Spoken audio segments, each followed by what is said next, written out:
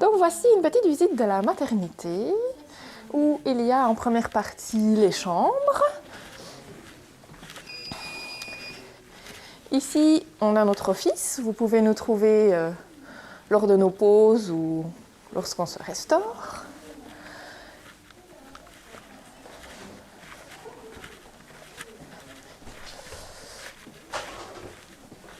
Et ici, une chambre type, donc tout à 2 lits. Enfin 4 avec les lits de bébé, bien sûr.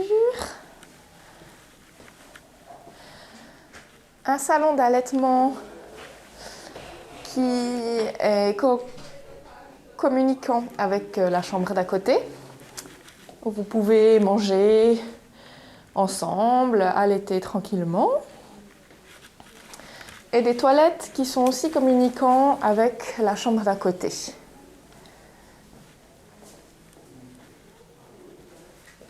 En toute sécurité, bien entendu.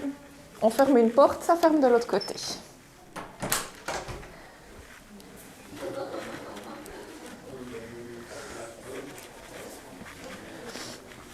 On continue la visite.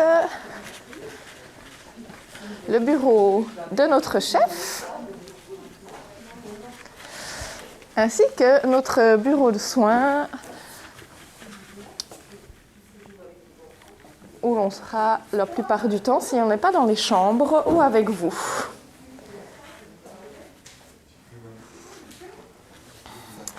Ici se trouve le secrétariat pour les consultations gynécologiques et obstétriques, avec la salle d'attente à côté de l'ascenseur. Et le bureau des médecins qui vont aussi être sollicités pour les consultations prévues et pour les urgences dans le service ou en salle d'accouchement. Les consultations justement de gynécologie et la troisième consultation qui est la consultation des sages-femmes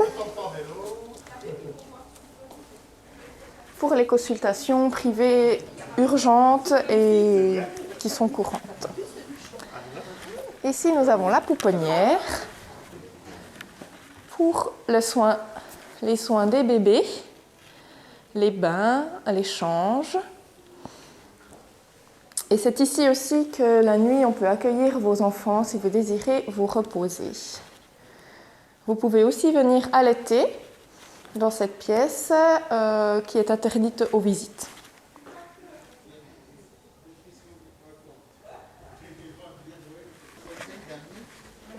On continue. Donc, comme je vous le disais, la troisième salle de consultation qui est plus spécialisée sage-femme.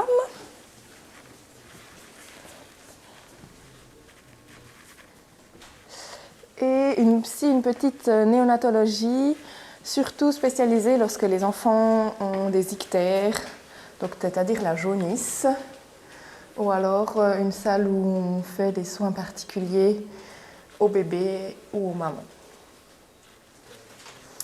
Et ici, avec les portes, je vais juste vous montrer, qui sont automatiques, qui se referment. On va passer la main sur ce petit carré pour entrer dans les salles d'accouchement, qui sont au nombre de 3. Donc 2 salles d'accouchement ici qui sont occupées actuellement, qui possèdent des baignoires notamment. Rien d'autre de spécifique, si ce n'est que dans toutes les salles d'accouchement, on peut bien entendu bouger, il y a des ballons, il y a différentes positions pour pouvoir faire au niveau du lit aussi, qui est mobilisable. Et la salle d'accouchement donc numéro 3, qui elle ne possède pas de baignoire, qui est assez spacieuse. Il y a plusieurs appareils médicaux qui seront peut-être pour prendre la tension là-bas, ici pour chauffer le bébé lorsqu'il sera né, le réchauffer, le CTG, donc pour écouter le bébé pendant l'accouchement. Ici, c'est un cialytique pour voir si nécessaire de la suture. Il y a un coin aussi pour s'occuper du bébé après la naissance, mesurer, peser. des toilettes qui sont propres à chaque salle d'accouchement. C'est aussi là qu'on restera 2 heures après l'accouchement pour que vous fassiez bien connaissance, démarrer l'allaitement si vous le désirez, et puis faire tous les contrôles nécessaires.